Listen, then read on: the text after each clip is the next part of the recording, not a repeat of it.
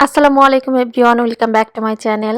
শীতের পিঠাপুলির আজকের আয়োজনে আপনাদেরকে তৈরি করে দেখাবো অসম্ভব মজাদার এবং সম্পূর্ণ নতুন এবং ভিন্নধর্মী একটি পিঠা।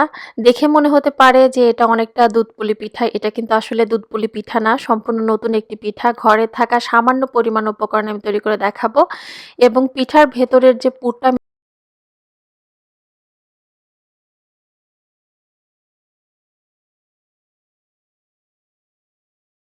থেকে বড় সবাই খুব পছন্দ করবে। তো প্রথমে আমি ক্রিমটা তৈরি করে নিব। একটা প্যানের ভেতরে 1 টেবিল চামচ ঘি দিয়ে দিয়েছি। তারপর দিয়ে দিলাম এখানে 3 টেবিল চামচ ময়দা। ঘির সঙ্গে এখন ময়দাটাকে আমি খুব ভালোভাবে একটু ভেজে নিচ্ছি। চুলার আঁচটা মিডিয়াম লোতে রাখা আছে। তো 3 থেকে 4 মিনিটের মতো কম আঁচে ঘি এবং ময়দাটা ভালোভাবে ভেজে নেওয়ার পর এখন দিয়ে দিলাম 2 কাপ পরিমাণে ফুল ফ্যাট যুক্ত তরল দুধ। তারপরে এখানে দুধটা দিয়ে দেওয়ার পর 5 থেকে 6 মিনিট আমি একটু জাল করে নিয়েছি। সুন্দর একটা ফ্লেভারের জন্য দারুচিনি দিয়েছি এবং দিয়েছি এখানে 3 টেবিল চামচ গুঁড়ো দুধ। তারপরে সবকিছু মিশিয়ে ভালোভাবে এটা কিছুক্ষণ ঘন না হওয়া পর্যন্ত আমি জাল করে নিয়েছি। যখন এটা ঘন হতে শুরু করবে তো সেই পর্যায়ে আমি দিয়ে দিচ্ছি মিষ্টির জন্য চিনি। এখানে আমি হাফ কাপের থেকে একটু বেশি পরিমাণে চিনি দিয়েছি। আসলে চিনির পরিমাণটা ওইভাবে বলা যায় না, কারণ এটা ডিপেন্ড করে আপনার টেস্টের ওপর। তো এটা একটু ঘন থাকতে চুলা থেকে নামিয়ে নিতে হবে, কারণ ঠান্ডা হয়ে যাওয়ার পর কিন্তু এটা অনেকটা মানে শুকিয়ে যাবে, শক্ত হয়ে যাবে। তো সেই হিসেবে বুঝে একটু নরম থাকতে চুলা থেকে নামিয়ে নিতে হবে। তারপরে অন্য একটা প্যানের ভেতরে 1.5 কাপের মতো পানি দিয়ে দিয়েছি, স্বাদ মতো দিয়েছি এখানে লবণ। তো পানিটা ভালোভাবে ফুটে যাওয়ার পর এখন দিয়ে দিচ্ছি 1 কাপ পরিমাণে চালের গুঁড়ো। চালের গুঁড়োটা এখানে একটু বেশি শুকনো হওয়ার কারণে কিন্তু পানির পরিমাপটা কম বা বেশিও লাগতে পারে আপনাদের ক্ষেত্রে। তো ডোটা তৈরি করার ক্ষেত্রে যদি মনে হয় যে পানির পরিমাণটা কম হয়ে গেছে, তো সেই ক্ষেত্রে আপনারা চাইলে আরও সামান্য পরিমাণ পানি দিয়ে এটা নেড়ে চেড়ে ঢাকনা দিয়ে ঢেকে চুলার উপরে 5 থেকে 6 মিনিটের মতো একটু দমে রেখে দিবেন। তাহলে দেখবেন যে একটা পারফেক্ট ডো তৈরি হয়ে যাবে।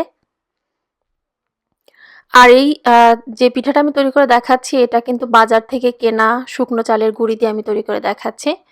তো ডোটা চুলা থেকে নামিয়ে নেওয়ার পর আমি একটু ঠান্ডা করে নিয়েছি। তো ঠান্ডা হয়ে যাওয়ার পর এখন দিয়ে দিলাম 1 চা চামচ ঘি। ঘি দিয়ে আসলে ডোটা মেখে নিলে হবে কি, পিঠাটা তৈরি করার পর খুব সুন্দর একটা ঘির স্মেল পাওয়া যাবে, তো খেতে আরও বেশি ভালো লাগবে। তো ঘি দিয়ে কিছুক্ষণ ভালোভাবে এটা আমি মেখে নিয়েছি। তো এটা কিছুক্ষণ মেখে নেওয়ার পর নরমাল তাপমাত্রায় থাকা একটা ডিম আমি এখানে একটু ভেঙে তারপরে সরাসরি এই ডোয়ের ভেতরে দিয়ে দিচ্ছি। ডিমটা কিন্তু এখানে স্কিপ করা যাবে না, কারণ ডিমটা দিলে পিঠাটা ফুলতে সাহায্য করবে এবং এটা যখন আপনি শিরায় ডুবিয়ে নেবেন, তো শিরায় ডুবানোর পর পিঠাটা কিন্তু অনেক বেশি নরম তুলতুলে থাকবে, তো খেতে আরও বেশি ভালো লাগবে। তো সম্পূর্ণ ডিমের মিশ্রণটা দিয়ে দেওয়ার পর এখন ডোটার সঙ্গে খুব ভালোভাবে আমি মেখে নিচ্ছি। তারপরও আরও একটা কথা বলে দিচ্ছি, এই পর্যায়ে যদি মনে হয় যে ডোটা আরও বেশি টাইট হয়ে গেছে, মানে আর একটু নরম করার দরকার, তো সেই পর্যায়ে কিন্তু আপনি চাইলে এখানে আরও সামান্য পরিমাণে পানি দিয়ে ডোটাকে একটু নরম করে মেখে নিতে পারেন, কোনো সমস্যা হবে না। তো ডোটা আমি ভালোভাবে মথে নিয়েছি। তো সামান্য পরিমাণে ডো আমি নিয়ে নিলাম। তারপরে এখন একটা পিঠা আপনাদেরকে আমি তৈরি করে দেখাচ্ছি। তো গোলাকার শেপ দিয়ে প্রথমে হাতের তালু দিয়ে এটাকে একটু চ্যাপ্টা আকৃতি করে নিচ্ছি। তারপরে যে ক্রিমটা তৈরি করে রেখেছিলাম সেখান থেকে সামান্য পরিমাণে ক্রিম এখন দিয়ে দিলাম। তারপরে হাত দিয়ে একটু ভালোভাবে চেপে দিচ্ছি যেন এটা ভেতর থেকে পুরটা বের না হয়ে যায়। আর পিঠাটা এখানে আমি আসলে কিভাবে তৈরি করে নিচ্ছি আপনারা একটু লক্ষ্য করে দেখলেই বুঝতে পারবেন। তো এটা আসলে অনেকটা ল্যাংচা মিষ্টির আকৃতি করে আমি তৈরি করে নিচ্ছি। তো একটা পিঠা তৈরি করা হয়ে গেল। তো আপনাদের বোঝার সুবিধার্থে আমি আরও একটি পিঠা একই রকমভাবে তৈরি করে দেখাচ্ছি।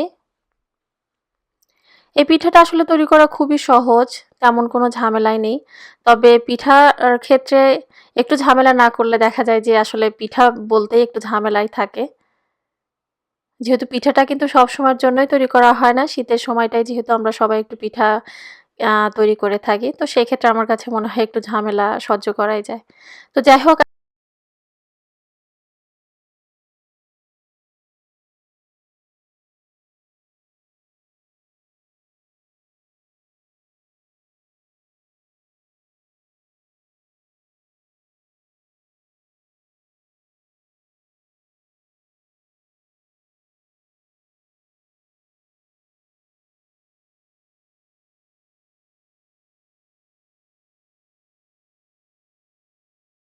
তো সেগুলো কিন্তু ভাজার সময় আমি বলে দিব। তো একটা প্যানের ভেতরে কিছুটা তেল আমি ভালোভাবে গরম করে নিয়েছি, তারপর এক এক করে এখন আমি পিঠাগুলো দিয়ে দিচ্ছি। এই পিঠাগুলো আসলে খুব বেশি সময় নিয়ে ভাজতে হবে না, কারণ খুব বেশি সময় নিয়ে এই পিঠাটা ভাজার দরকার নেই। জাস্ট প্যানের তেলের ভেতরে পিঠাগুলো দিয়ে দেওয়ার পর ৩ থেকে ৪ মিনিটের মতো একটু উল্টে পাল্টে লাইট একটা কালার আসলেই এটা ভাজা হয়ে যাবে। কারণ বেশি সময় নিয়ে চুলার আঁচটা সর্বোচ্চ হাইয়ে রেখে এই পিঠাটা ভাজতে গেলে কিন্তু এই পিঠাটা মানে ফুটে এর ভেতরে যে পুরটা আছে সেটা বের হয়ে যাবে। তো সেটা কিন্তু অবশ্যই সাবধানতা অবলম্বন করতে হবে, না করলে কিন্তু দেখা যাবে যে পরে আবার তেল ছিটে গায়ে লাগতে পারে, তো সেটাও কিন্তু লক্ষ্য রাখতে হবে। তো জাস্ট আমি আপনাদের বোঝার সুবিধার্থে ভিডিওটা না কেটে পুরোটা দেখাচ্ছি। দেখুন আমি তেলের ভেতরে দিয়ে দেওয়ার পর জাস্ট এটা একটু উল্টে পাল্টে নিচ্ছি। তো আমি আসলে এখানে চেষ্টা করেছি সবগুলো পিঠা একেবারেই ভেজে নেওয়ার জন্য। তো দেখুন লাইট একটা কালার কিন্তু চলে এসেছে, আমি এর থেকে বেশি আর ভাজবো না। জাস্ট এটা আমি উল্টে পাল্টে একটু ভেজে নিলাম, এখন এইগুলোকে আমি তুলে নিচ্ছি। আমি কিন্তু আবারও বলছি, বেশি সময় নিয়ে ভাজলে কিন্তু দেখা যাবে যে এর তেল ফুটতে পারে এবং ভেতরের যেহেতু ক্রিম দেয়া আছে, তো সেক্ষেত্রে এটা কিন্তু অবশ্যই খেয়াল রাখতে হবে। তো এই যে আমি আপনাদেরকে যেমনটা বলেছিলাম আপনাদেরকে একটু দেখিয়ে দিলাম। দেখুন মানে একটু সময় এটা ছিল যার কারণে কিন্তু এটা ওই যে মানে ভেতরে যে ক্রিমটা আছে তেলটা ফুটে এটা ক্রিমটা বের হয়ে গেছে।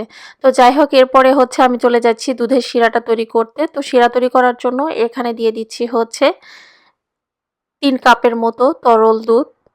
তো এখানে আমি ফুল ফ্যাট বা ফুল ক্রিম যুক্ত তরল দুধটাই কিন্তু নিয়েছি।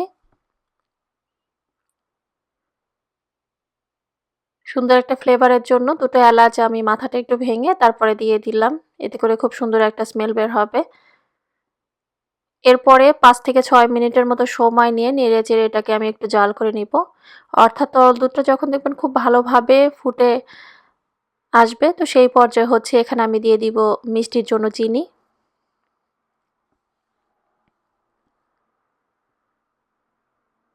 তো এখন আমি চিনি দিয়ে দিলাম 1/2 কাপ।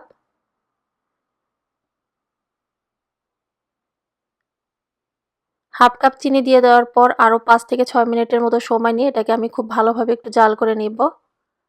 হাফ কাপ চিনিতে আসলে আমার কাছে মনে হয় খুব বেশি পরিমাণে মিষ্টি হবে না, যারা বেশি মিষ্টি খেতে পছন্দ করে তাদের জন্য। তো আপনি চাইলে কিন্তু এখানে স্বাদ অনুযায়ী আপনার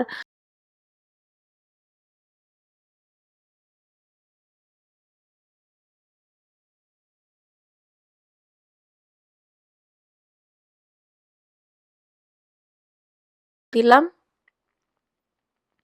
শিরার ভেতরে পিঠাগুলো দিয়ে দেওয়ার পর চুলার আঁচটা হাইয়ে রেখে ৩ থেকে ৪ মিনিটের মতো এটাকে আমি একটু জাল করে নিব।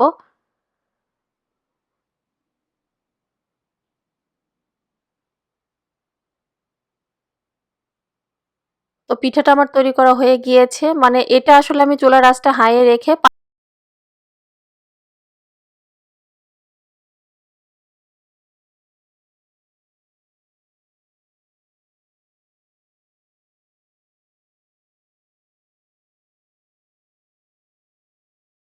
ভাবে যে শিরাটা টেনে পিঠাগুলো আরো বেশি ফুলকো হবে এবং একটু ফুলে যাবে। চেষ্টা করেছি ঘরে থাকা সামান্য পরিমাণ উপকরণ দিয়ে একদম নতুন পদ্ধতিতে দারুণ মজাদার একটি শীতের পিঠা আপনাদেরকে তৈরি করে দেখানোর জন্য। আমি আশা করছি আজকের রেসিপিটি সবার কাছে ভালো লেগেছে। এই রেসিপি সম্পর্কে যদি কোনো প্রশ্ন থাকে কমেন্ট করে কিন্তু আমাকে জানাতে পারেন। তাছাড়া আসছে মানে এই শীতে আপনারা অবশ্যই এই পিঠাটা বাড়িতে ট্রাই করতে ভুলবেন না। যদি বাড়িতে এই পিঠাটা আপনারা তৈরি করে খান তো আপনাদের কাছে রেসিপিটি কেমন লেগেছে সেটাও কিন্তু আমাকে কমেন্ট সেকশনে কমেন্টের মাধ্যমে জানাতে ভুলবেন না। এই পিঠার রেসিপি ছাড়াও আপনাদের যদি আর অন্য কোনো পিঠা দেখার ইচ্ছে থাকে বা আপনাদের অন্য কোনো পিঠার রেসিপি যদি আপনারা আমার চ্যানেলে দেখতে চান তো সেটাও কিন্তু আমাকে কমেন্টের মাধ্যমে জানাতে পারেন। আমি ট্রাই করব হচ্ছে পরবর্তী রেসিপিগুলো আপনাদের পছন্দে তৈরি করে দেখানোর জন্য সময় বের করে। তো আজকের রেসিপিটি দেখার জন্য সবাইকে জানাচ্ছি অসংখ্য ধন্যবাদ। আল্লাহ হাফেজ।